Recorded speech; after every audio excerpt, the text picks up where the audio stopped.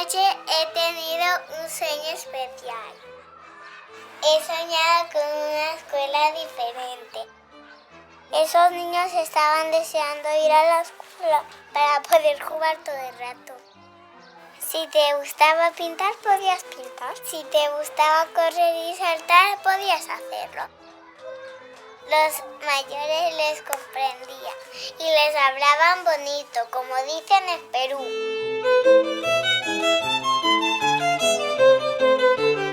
No hay exámenes ni hay deberes. No hacemos tareas como en la escuela, no tenemos un objetivo de aprender algo en el sentido de recordarlo, nada de eso.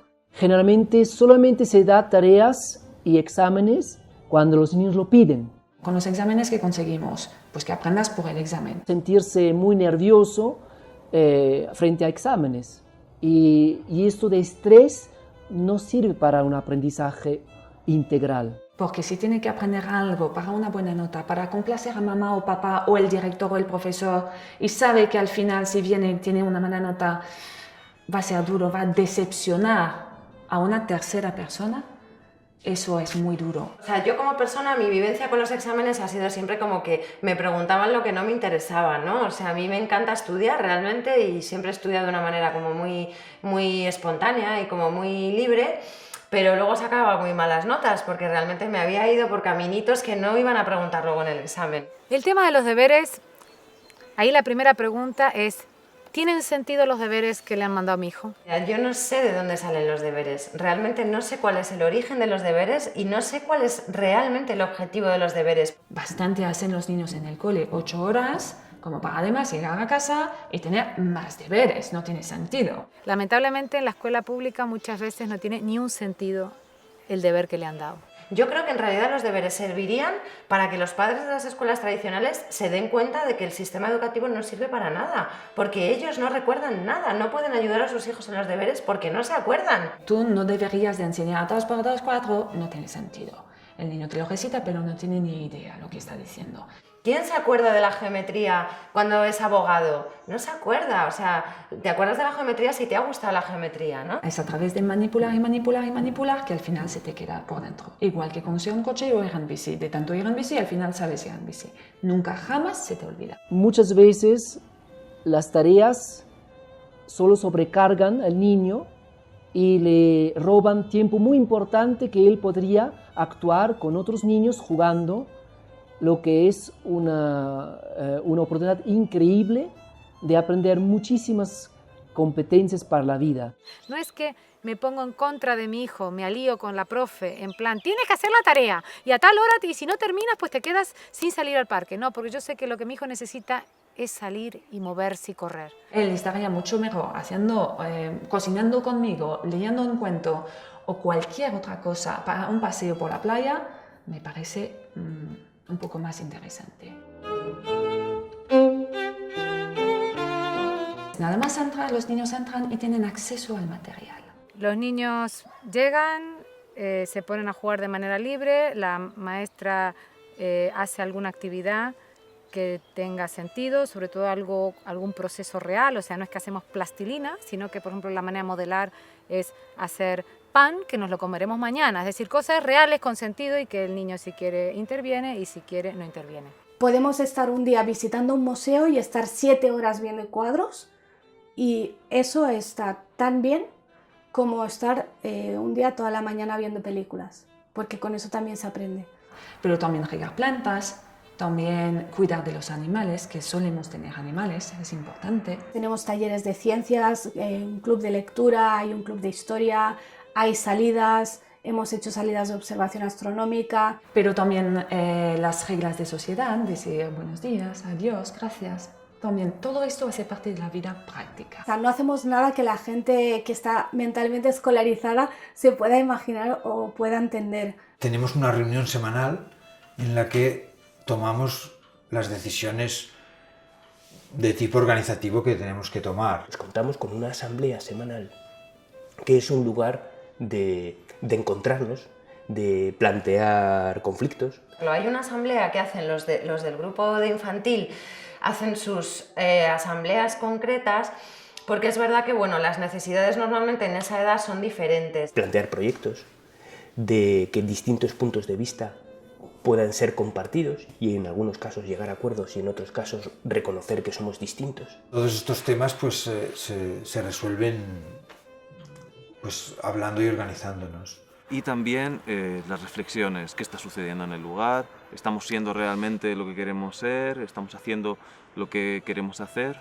La idea es que el proyecto esté gestionado por todas las personas que lo conformamos, es decir, niños y niñas y adultos, ¿no? En el caso del jardín del planteamiento Waldorf no existe la asamblea, no hay asamblea. No hay asamblea porque en realidad todo es como si fuera una asamblea, o sea, no está delimitado. Por eso no está nada fijo. Hay escuelas que van a tener una asamblea fija todos los días a una hora, otros que 2 o 3 al mismo día, otros que ninguna. Todo es fluido porque somos únicos y el grupo que se forma en nuestra clase es único. Si tu hijo no quiere aprender, le pasa algo grave a tu hijo. El aprendizaje se produce, como dice uno de mis maestros, Daniel Greenberg, desde que te levantas hasta que te acuestas, desde que naces hasta que mueres, estás permanentemente aprendiendo. Nacemos para aprender, no podemos dejar de aprender, o sea, es que hemos nacido para ello, ¿no? Intenta durante un día no aprender nada, verás que no puedes. Es imposible. El aprendizaje es un proceso que va de dentro a fuera. Que es algo activo. Es lo que hace el niño, lo que hace el que aprende, que es la parte importante. Porque si tú quieres aprender, vas a aprender. Porque está integrado con el deseo. Tú cuando te interesa aprender a tocar la guitarra porque tú quieres, tocas. Pero si le aprendes una poesía por tener una buena nota, por que tu mamá te diga muy bien cariño... Puede ser vivido como violencia, porque ahora no quiero aprender esto, pero me están obligando. La enseñanza puede ser invasiva, puede ser una agresión. Cuando yo intento enseñar algo a alguien que no está interesado o que no está capacitado, eso es una agresión. La enseñanza es un proceso que va de fuera a adentro. Alguien de fuera enseña a otra persona, ¿no? Entonces no es un aprendizaje que quede tan integrado. Cuando te meten en el conservatorio de pequeño, una gran mayoría aborrecen la música, por lo menos durante unos años, ¿no? Otros, pues, tienen más dones para la expresión musical y en 2 años son capaces de hacer casi 4 años de conservatorio de piano. Te pongo ejemplos reales, ¿no? Y en nosotros mismos podemos tener un ejemplo, o sea, seguramente, bueno, yo vengo del sistema educativo tradicional, pero sé que lo que he aprendido en mi vida, porque he querido aprenderlo, lo he aprendido muchísimo mejor y he tenido unas ganas inmensas. Me he tirado horas enfrascada en un aprendizaje porque me ha apetecido a mí, he querido seguirlo, ¿no? Esta es la clave de la cuestión, que no todos aprendemos igual, no hay un sistema mejor que otro. Cada uno tiene sus dones, cada uno tiene sus talentos y encuentra su manera. Entonces, un niño en libertad aprende muchísimo más en realidad. O sea, no solo es que no deja de aprender, sino que tiene muchas más ganas porque nadie se las corta, nadie le obliga, nadie le dirige. Todos los niños son curiosos, cada 2 por 3, ¿esto qué es, mamá? ¿Esto para qué sirve? Todo lo tocan, todos lo decimos, todos lo tocan, todos lo ponen a la boca. ¿Por qué? Porque quiere aprender, es curioso. La curiosidad es casi el motor del aprendizaje. Y por mucho que nos empeñemos y por mucho que se empeña el sistema educativo en que dejemos de desear aprender porque nos obligan y nos guían y nos marcan y nos coartan, aún así seguimos teniendo ganas de aprender. Aprendes a base de experiencias, aprendes a base de errores y a los niños no se les deja equivocarse. El número de niños que hay por aula y el no poder decidir nunca o recibir una atención individualizada, el que no hubiera un respeto por los ritmos, que no se pudiera jugar más tiempo que hacer fichas, que cosas que tú recordabas de la escuela que no te habían gustado, ¿no? Y en las que estaba pues, evadiéndome constantemente, ¿no? Pues, ya sea físicamente o mentalmente. No te gusta cómo se hacen las cosas, no estás de acuerdo en que tenga que ser todo tan estricto desde tan pequeños, que las clases sean iguales con 3 años que en la facultad, ¿no? Pues llegas a la universidad y sigue siendo más o menos lo mismo. A partir de ahí es cuando ya te planteas realmente, ¿es esto lo único que puede haber o puede haber alguna otra cosa? Y no seguir un programa, un currículum, que lo que hace es, pues, de alguna manera normalizar y poner a todas las personas medidas por un mismo parámetro. Eso surge porque la educación tradicional, la que ha nacido más o menos en la época industrial o un poquito antes podría ser, pero se ha masificado en la época de la industrialización en Europa. Escuelas que nacen para dar respuesta a unas necesidades en realidad que son completamente diferentes a las que tenemos ahora. Entonces está todo un poco planificado, se podría decir, como en una fábrica. Tratamos que los niños sean todos más o menos iguales. No queremos un niño tímido ni demasiado extrovertido. Los queremos igual, que todos sean medianos en mates, medianos en lengua, medianos en todo. No puedo entender que en un grupo de 30, 40 personas se pueda intentar que todos los niños sean educados de la misma forma. Y como esto no es natural, es un espacio bastante artificial, también la mezcla por edades no existe, entonces es todo homogéneo, monocultura casi. Es que no permite esa personalización de la educación que al final es lo único que sirve y que hace falta. Ya no hay un monopolio de la información o del conocimiento, de la sabiduría en manos de unas pocas personas como antes los sacerdotes o los profesores, sino hoy en día es tan accesible la información que ya no tiene mucho sentido. Toda esta cosa del acúmulo de información es algo que ya está obsoleto, porque tenemos ordenadores, tenemos cerebros externos que cumplen esta función. Así que nosotros nos tenemos que dedicar a lo que es esencialmente humano, y lo que es esencialmente humano son, entre otras cosas, las relaciones personales. Justamente lo que la Tierra, el mundo, el planeta necesita no son ordenadores en nosotros, justamente lo que necesita de nosotros es lo que nos hace puramente humanos, ¿no? Lo que nos diferencia radicalmente de cualquier máquina. Y esto es precisamente lo que la escuela tradicional está matando desde el primer día, ¿no? Yo creo sinceramente que lo más importante es enseñar a nuestros hijos justamente eso, cómo encontrar la información.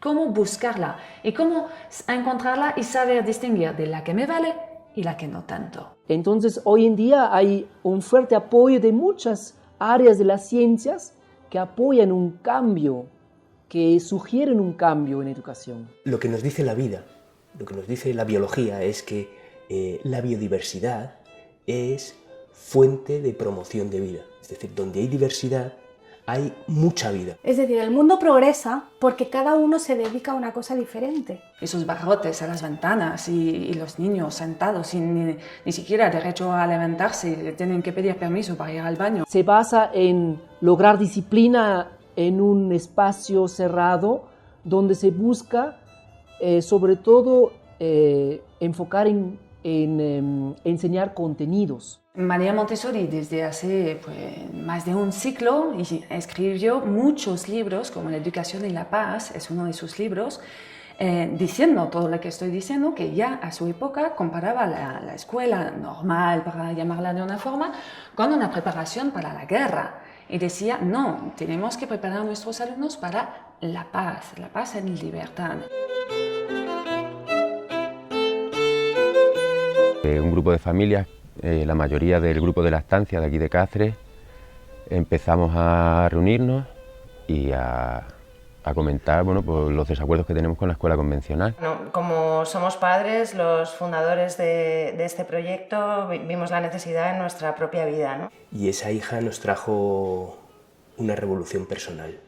Hice un viaje conociendo diferentes escuelas, diferentes pedagogías, diferentes métodos. Decidí irme alrededor del mundo para tratar de conocer más métodos y más escuelas Montessori. Empieza a mirar en internet y que hay un montón de escuelas libres, que está Paideia, que está Doniés, que hay un montón de escuelas que llevan una veintena de años. Y con eso empezamos en Salamanca un proyecto educativo, a lo que llamamos un proyecto educativo de educación libre. Una cosa es la pedagogía alternativa y otra es la libre. El movimiento de la educación alternativa, digamos, aunque es una definición que se hace en singular, la educación alternativa, en realidad lo que hay es una diversidad ingente de educaciones alternativas. Que como en todas las cosas, pues hay corrientes más innovadoras, hay corrientes más cerradas. Gente de todos los niveles socioeconómicos, gente de todas las confesiones religiosas, y gente atea y gente agnóstica, y gente con todas las ideas políticas. O sea, el espectro es amplísimo, tan amplio como la propia sociedad. Creo que es tremendamente importante que haya todas esas diferencias. Esto es positivo, no es negativo, es positivo. Escuela alternativa significa una alternativa al sistema vigente. Y eso entonces también es un concepto relativo, porque, por ejemplo, la escuela en Finlandia el modelo educativo finlandés para nosotros sería un modelo de escuela alternativa. Es decir, la alternativa a lo que hay. Es un espacio donde se trata, lo primero, se trata a la persona de manera diferente, ya ni siquiera digo al niño, digo a la persona en general, ¿no? A todas las personas de manera diferente. El pilar básico de la pedagogía de la caseta es el respeto hacia sus necesidades. Y con el niño lo más grave es que cuando nace lo respetamos que aprenderá a caminar, que aprenderá a agarrar cosas, que aprenderá a hablar, todo eso lo respetamos y de repente cuando cumplen 3 años ya no confiamos en ellos y ya tenemos que empezar a dirigirles y ahora todos tienen que hacer esto y ahora todos tienen que hacer esto. Buscando metodologías más activas, quiere decir donde el alumno está más considerado como un protagonista, participe en el proceso y no tratan al niño como un mero objeto. Entonces, esa actitud participativa de también poder expresar lo que uno siente, lo que uno piensa, eso ya es una característica totalmente esencial de no estar simplemente calladito, obedeciendo, quietecito en la silla. Y dentro de estos principios hay una diversidad importante. Hay quien lo hace en casa. Y en casa no significa físicamente en casa, sino que significa en familia. Porque hay familias que educan en casa que sí se ponen en el rol de profesor y distinguen el horario de, bueno, de 9 a 12 estamos estudiando y yo te estoy enseñando y luego ya vuelvo a ser tu madre y hacemos lo que sea que tengamos que hacer. Yo no hago eso, de hecho el unschooling consiste en no separar el tiempo de aprendizaje del resto de la vida. Agregan al aspecto activo del aprendizaje una cierta libertad y también una participación democrática o por lo menos una consideración de la opinión de los alumnos en el mismo proceso de aprendizaje. Si se les deja desarrollar su propio deseo, ellos saben lo que necesitan. Es una educación basada en la confianza. Confiar en que ellos van a actuar de una manera que va a ser buena para ellos. Siempre que hablamos de escuela libre o democrática, siempre sale lo de hago lo que me da la gana, ¿no? Es como la frase que siempre sale, pero hacen allí lo que les da la gana. Confiar no quiere decir dejarles hacer lo que quieran, tampoco. Dejarles que se den golpes, ni que se... no. Dentro de una escuela democrática, paradójicamente, hay muchas normas y muy claras. Límites, normas de a su ritmo, el respeto. Y va aprendiendo a través de esos límites que existe otro, que hay que respetar también al otro. Respeto por la forma de comunicarte, respeto por las opiniones de los demás, respeto por el entorno. Pues esos son los límites que ayudan a crecer.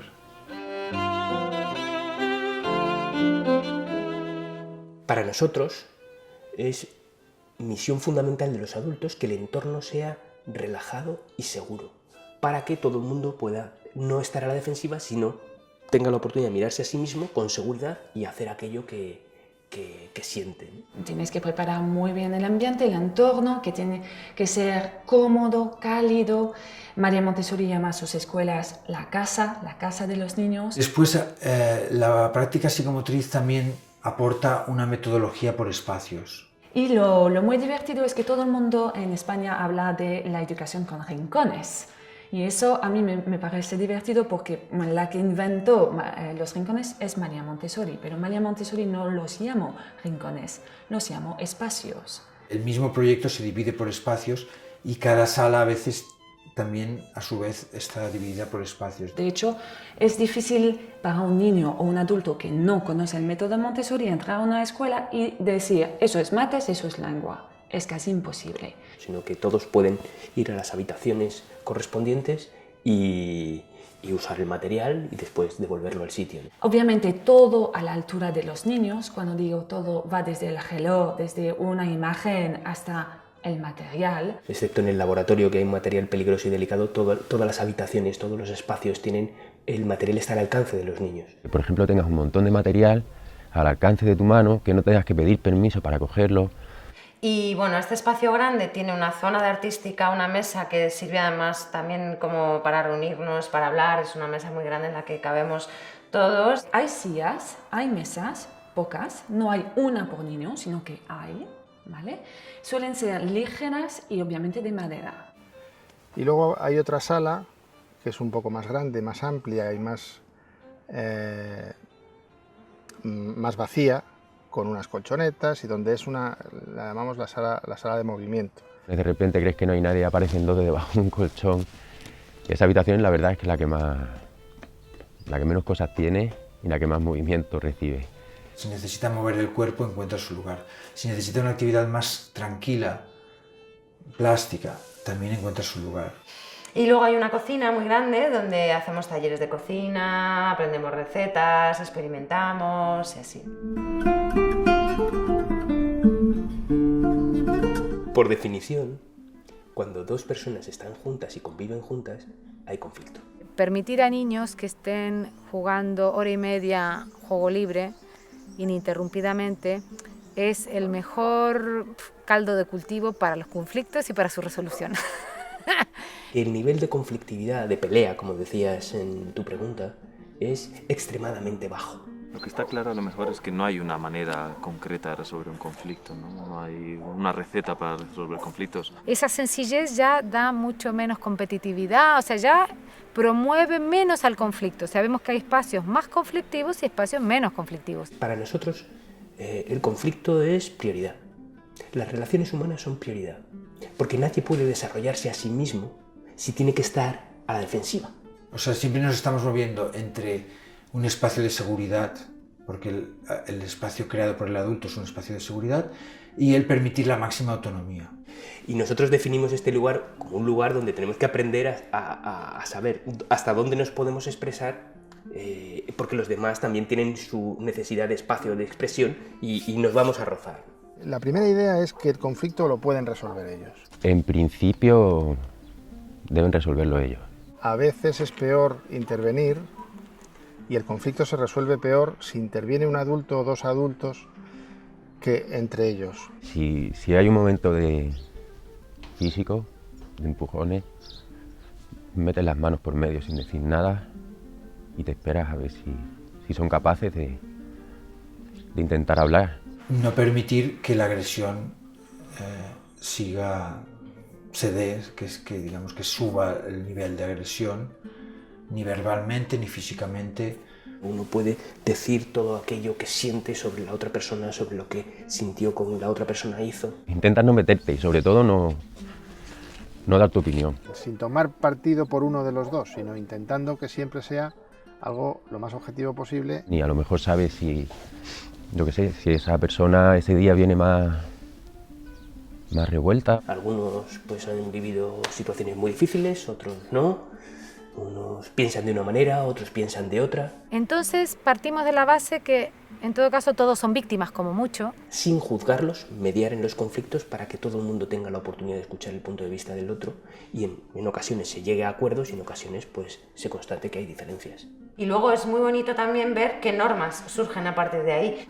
Y aparte, después reflexionar sobre si como hemos actuado es como deberíamos haber hecho, si podíamos haber hecho alguna otra cosa que hubiera sido más justa para todos, o que hubiera llevado a otra solución. Es que es una maravilla, ¿no? Lo que se puede llegar a crear, ¿no?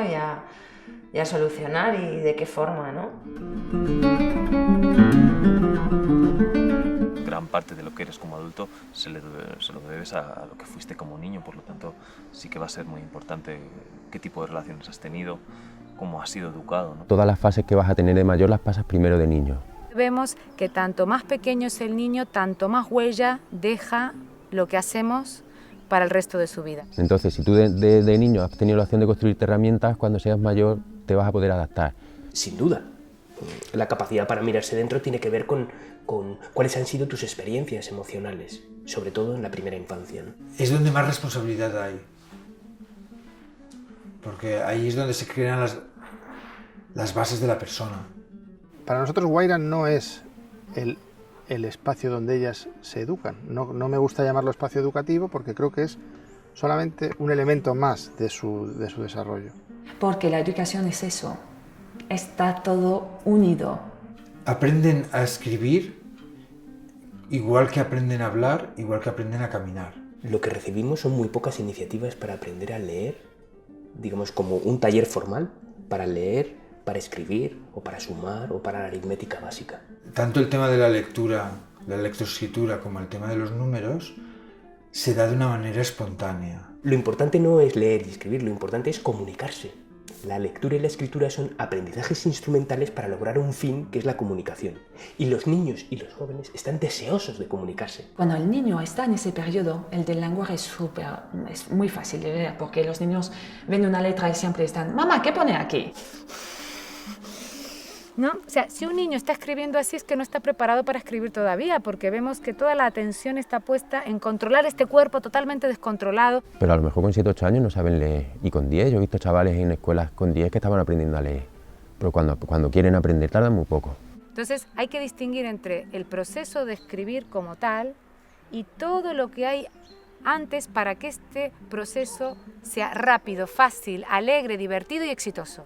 Un niño de 2 años que me dice, tengo sed, dame agua, le doy agua. Si ese mismo me dice, tengo sed de conocimiento, quiero aprender, ¿quién soy yo para decirle, no cariño, tienes 2 años, espérate a 7 años? No tiene sentido. Y nos damos cuenta, sin embargo, que los niños saben hacer esto, pero no lo hacen a través de lo que denominamos en la educación convencional clases. Partimos de la base que no hace falta, que con ser una vivencia es suficiente.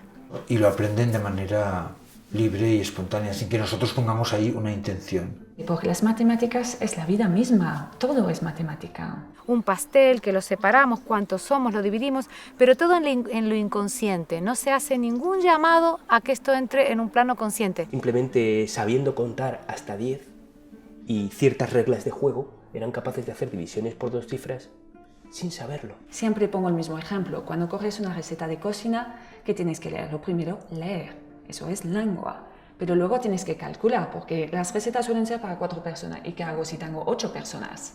Multiplicar. Eso es matemática. Entonces está todo unido. No deberíamos nunca separar las materias.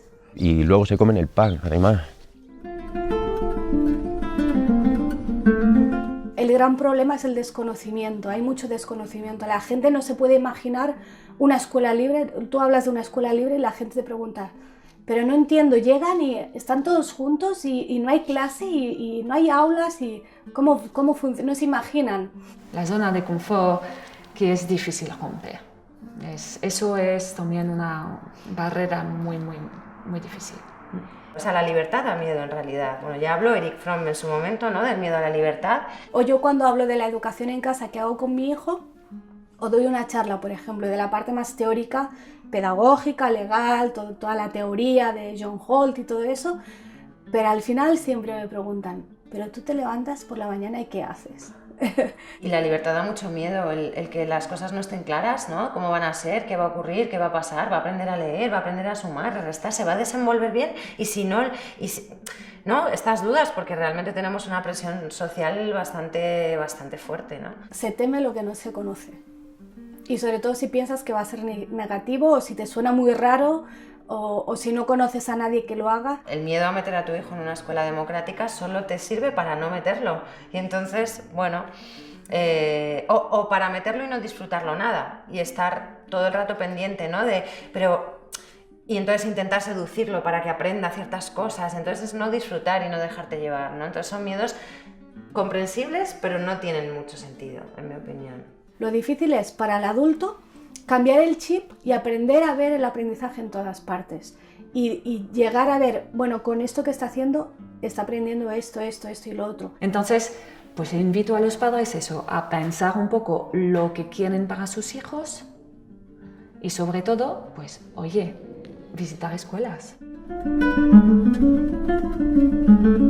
Niños jóvenes que salen de la escuela, una escuela alternativa libre, con su concepto más integral, interdisciplinario, holístico, tienen realmente las herramientas para poder gestionar problemas. Porque se han encontrado con mucho entrenamiento, con muchos conflictos que han ido resolviendo ellos. Y además han aprendido muchas habilidades que no se enseñan en las escuelas tradicionales, por ejemplo, habilidades sociales. Son niños que tienen unas capacidades diferentes, eso es verdad, y de repente son niños que a lo mejor tienen una capacidad de argumentar sus necesidades de una manera que llama la atención. Eso puede ocurrir. Habla con cualquier persona. Son niños que ven a un adulto y te van a preguntar cosas, ¿y tú qué haces? ¿Y cómo te llamas? Y que veo a veces niños de otras escuelas que hasta les da miedo hablar con un adulto o con un niño que va en otra clase superior.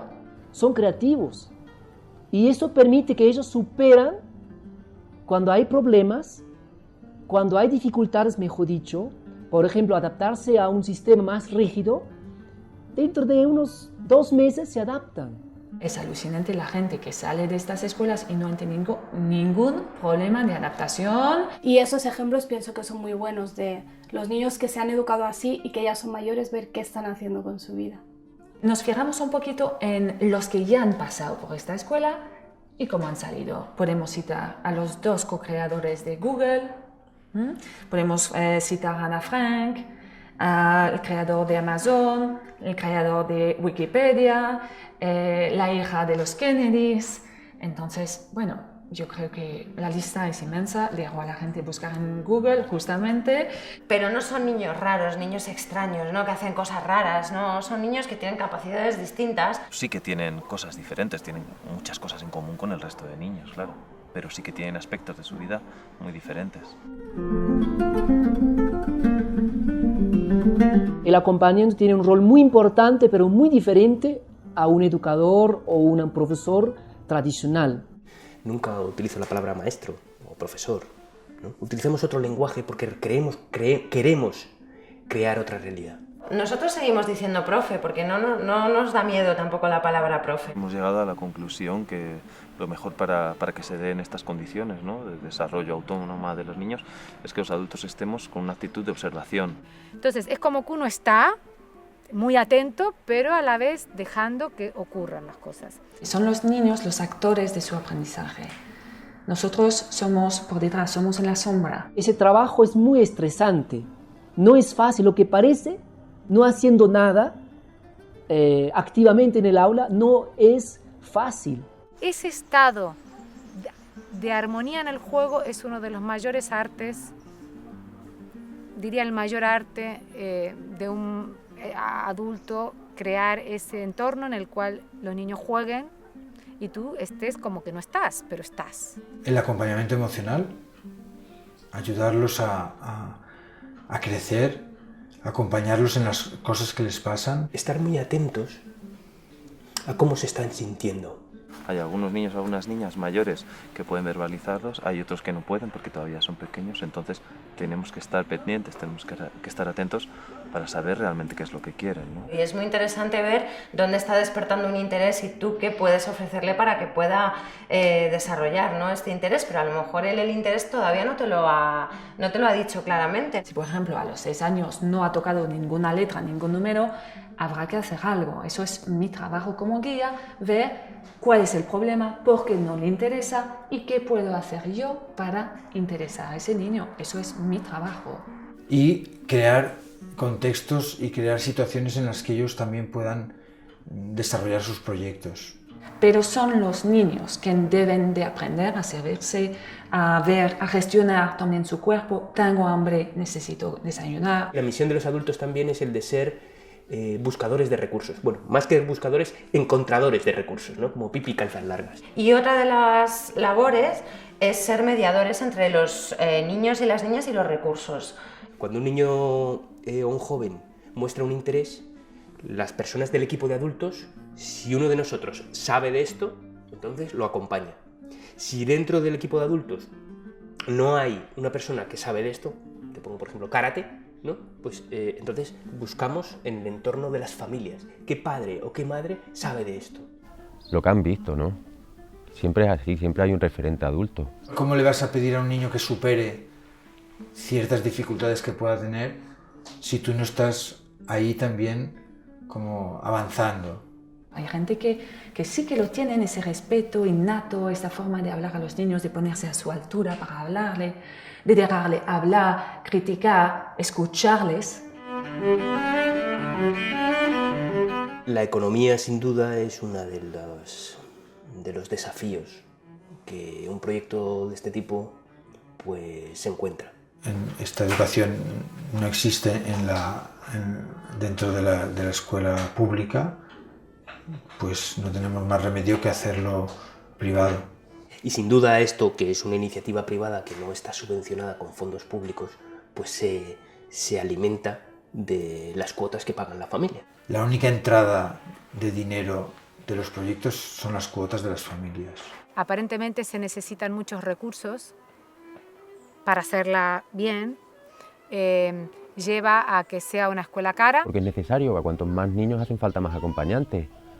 Y los acompañantes cobran un sueldo simbólico por estar aquí y entonces, bueno, hay una parte de sueldo económico y mucho capital humano. Entonces nos veíamos en la disyuntiva de o no hacerlo o hacerlo con cuotas altas. Según qué países, vemos que cuanto la economía más delicada es, tanto más diferencia hay y tanto más una escuela Waldorf significa ya todo un pack de cierto nivel. Si hay gente que no tiene acceso al proyecto por el tema económico, te hace plantearte hasta qué punto estás haciendo algo alternativo o estás haciendo algo de élite. Cuando empezamos con el proyecto, algo que teníamos claro era eso, ¿no? Que queríamos que fuera accesible a todo el mundo y que lo económico no fuera una barrera. A veces hemos tenido como un diálogo con perspectivas más sociales, de que esto tiene que llegar a todo el mundo. Ahora mismo Guaira es un lugar donde lo económico no es barrera para nadie. Estamos poniendo unos 20 euros al mes para gastos diversos, pues fruta o materiales o alguna visita, alguna salida y cosillas así que hacemos. Y nada más. Y nos planteamos ahora la opción de dar becas a gente que no pueda acceder, ¿no? Por problemas económicos. También tenemos socios que pueden colaborar con la ONG porque creen en la escuela democrática, en la educación democrática y quieren que esto se extienda y que sea una cosa que crezca y evolucione. Somos especialistas en llegar a acuerdos con las familias para que esto no suceda, para que nadie se quede fuera por dinero. Es en todo caso el Estado el que puede favorecer que este tipo de educación llegue a todo el mundo si es que lo estima conveniente. Que si uno realmente quiere crear un centro que sea un poco diferente, al final no puede. Si tienes que cumplir todos los requisitos, vas a acabar creando una escuela como todas las que ya existen. No es ni siquiera legal, realmente hay que decirlo claro, es ilegal educar en casa en España. Técnicamente es lo que se llama inseguridad jurídica, que es lo peor que le puede pasar a un Estado que se llama democrático y de derecho, que significa que uno, aun conociendo las leyes, nunca puede estar seguro de si puede o no puede hacerlo o de qué consecuencias va a tener hacer, en ese caso, educación en casa o educación alternativa, fuera del sistema oficial. Hay que fijarnos mucho también en la ley de cada país, porque cada país tiene unas leyes muy complicadas. Luego la regulación es diferente en cada país. Hay países donde es muy libre, donde prácticamente no hay ni requisitos ni controles, y países donde está mucho más controlado. Esto, bueno, puede echar para atrás porque en el fondo las familias que van a un proyecto así están desescolarizando a sus hijos oficialmente. A todos los efectos son personas que educan en casa, son niños educados en casa. A nosotros nos gusta hablar de las leyes internacionales que hablan del derecho de los padres de elegir la educación que prefieran para sus hijos. Nos gusta hablar de la Constitución, que habla de derecho a la educación, de libertad, de pues lo mismo que los padres eligen. Pero es que luego está la ley, que es la que establece los 10 años de escolaridad. En la educación infantil no es problema, porque al no ser obligatoria, pues los niños pueden ir a donde los padres decidan. Después, tanto con la LOE como con la LOMCE, se pasa de hablar de educación obligatoria a escolarización obligatoria. Solo con ese cambio de término ya se nos ha caído el invento. Los que tenemos hijos mayores sabemos que dentro de unos años, cada vez menos, vamos a tener que plantearnos seriamente el tema de la escolarización. El problema es que aquí se está interpretando restrictivamente, incluso el propio Tribunal Constitucional lo interpreta de forma muy restrictiva y entiende que escolaridad significa escuela presencial en un centro docente homologado por el Estado y nada más. De hecho no existimos como actividad, ¿no? Entonces en cada ayuntamiento pues se va resolviendo como se puede. Y no se admiten tampoco las llamadas escuelas libres porque no cumplen los requisitos de creación de centros docentes que la ley establece. Entonces, cada proyecto está constituido a su manera. Habrá proyectos que son asociaciones, otros son empresas. Otros que son gabinetes psicopedagógicos, pero que ofrecen un espacio de educación alternativa. Ojo de Agua es una sociedad limitada. Hasta ahora nos hemos constituido como asociación. Pues nosotros funcionamos como una ONG que ofrece servicios y cobra por estos servicios. Muchas personas no tienen ningún problema, pero hay personas que sí se ven perseguidas por la administración. No es una persecución activa, tampoco es que el Estado esté pasando lista todos los años para ver qué niño no está escolarizado, pero sí que a veces se han dado problemas. Por la vía legal en primaria es complejo. Se puede hacer y hay muchas soluciones que se han creado, ¿eh? Algunas sí se han conseguido homologar, algunas están como escuela privada extranjera. Lo único que ocurre es que, bueno, como mucho, lo peor que te puede pasar después de un proceso larguísimo judicial de servicios sociales, tal, lo peor que puede pasar es que te obliguen a matricular a tu hijo en un colegio tradicional. Hay gente que educa en casa que nunca ha tenido problemas, hay gente que la han obligado a escolarizar, hay gente que ha tenido un expediente abierto y luego se ha archivado. Hay muchos expedientes que nunca se han archivado oficialmente, pero que se han quedado ahí, no sé si olvidados en un cajón, no sé si adrede o por descuido, pero que llevan años que ni avanzan ni se cierran. Me dijeron una vez a mí, te tragas alguna espina, pero te comes el pescado. Nosotros definimos la familia como el ecosistema más esencial para el desarrollo sano de los niños y de los jóvenes, de los seres humanos. Las familias es un pilar fundamental. Hay una forma de incluir a la familia dentro de la escuela y que no sea la escuela por un lado, la familia por otro y los niños no sepan de verdad, ¿no? O que haya una coordinación entre los profesores y los padres y una comunicación y se hagan las cosas a la par. De hecho, nosotros decimos que es condición que haya líneas de comunicación permanentemente abiertas entre los padres y el equipo de adultos para que lo que pase en la casa se trasvase la información a Ojo de Agua y lo que pase en Ojo de Agua se trasvase la información a la casa. Aparte de eso está toda su implicación humana en las reuniones que hacemos juntos y compartimos cómo vivimos la educación. Claro, esa implicación también se aprecia en lo difícil que resulta encontrar personas que sigan el proyecto. Porque las familias que se acercan al proyecto de alguna manera están buscando ese respeto. Y ahora hay 17 proyectos en la Red de Educación Libre de Cataluña y otros tantos que están a punto de entrar, o sea que ha sido realmente una explosión. Y en general yo creo que ahora hay un despertar general y si se podría decir, por ejemplo, hay movimientos mundiales como la educación democrática, que tiene una red internacional donde se muestra que en todos los continentes hay movimientos en esa dirección.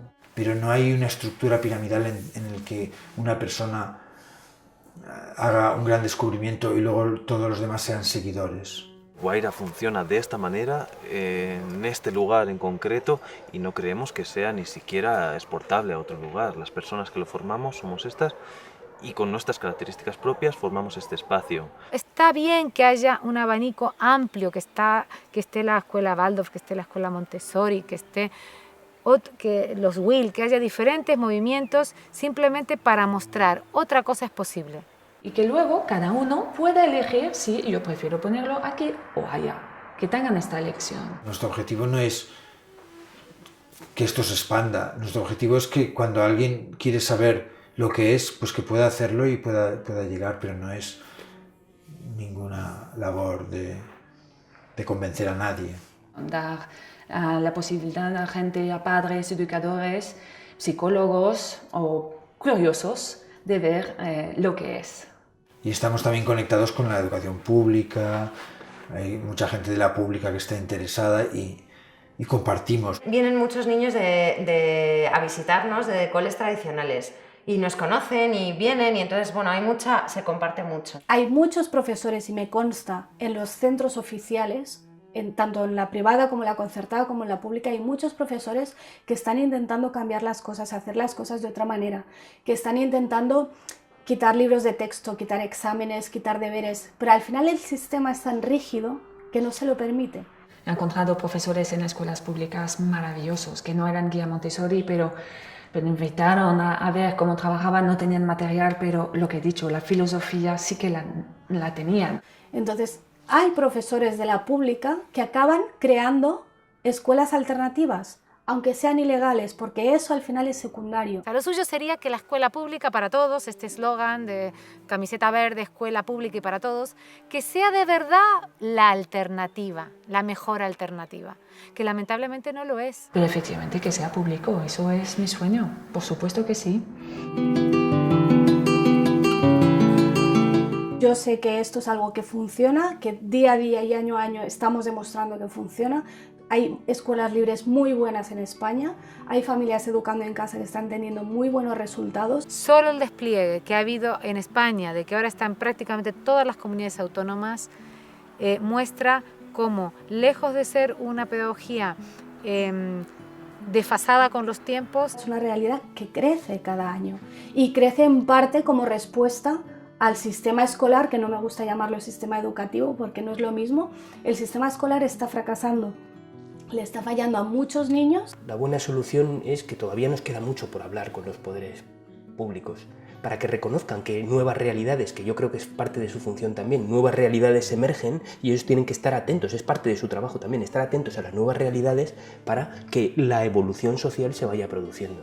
Y ahora quien más, quien menos, ha visto un reportaje, ha leído un artículo, incluso conocen a alguien que lo está haciendo y por eso cada vez más gente se lo plantea también, porque se va conociendo. Justamente hoy nos han llamado de un cole público, de un municipio de aquí al lado, donde están haciendo un grupo de trabajo de investigación de escuelas alternativas, de educación alternativa, y nos han pedido venir a conocer el proyecto. Y hay algunos estudios, pero poquitos. Yo creo que aquí nos falta eso, una base un poco más formal para demostrar realmente qué es lo que se está haciendo. El mundo está continuamente en cambio, entonces lo que nos valía en nuestra época ya no es válido. Entonces no podemos enfocar en contenidos inciertos. Tenemos que enfocar en otra forma de educar. ¿Qué ciudadanos queremos y nos interesa para nuestro sistema? En esa línea, lamentabilísimamente, está nuestra educación oficial. Reflexionando después te das cuenta de que eso es lo bueno para tener después adultos que sean obedientes, que no cuestionen las normas. Si tú coges a Leonardo da Vinci y le encierras durante 8 horas al día en una escuela a hacer una hora de matemáticas, una de lengua y una de historia, adiós da Vinci, adiós genio. Se acabó. Entonces tenemos que ver qué es lo importante, qué queremos enseñarle a nuestros hijos. ¿Para qué estamos enseñando lo que enseñamos?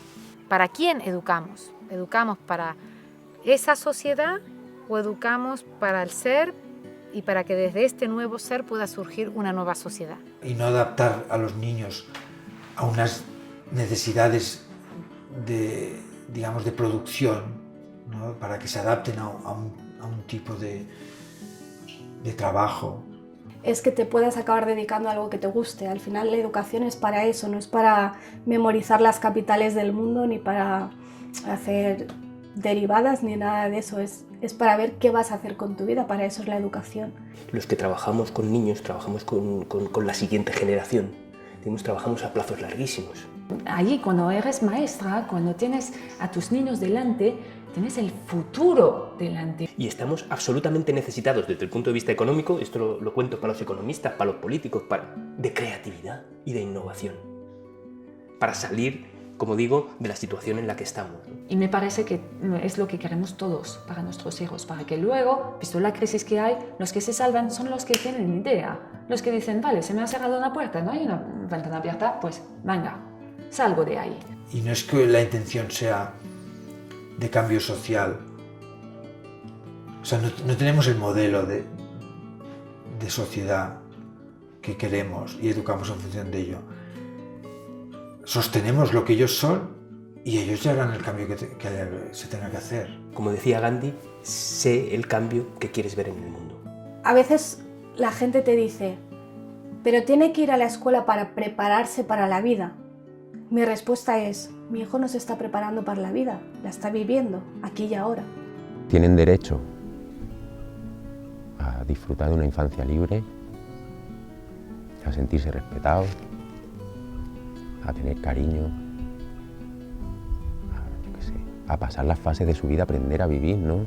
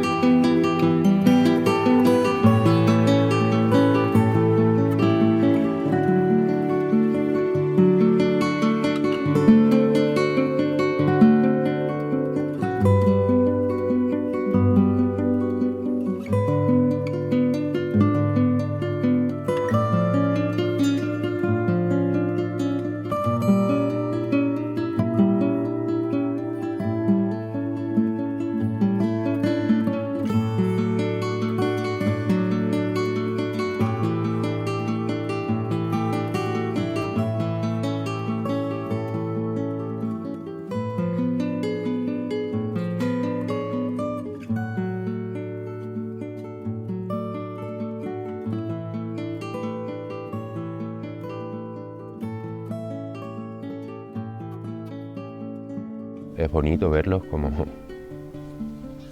Me emociona y todo. Ay, a mí se mueve mucho.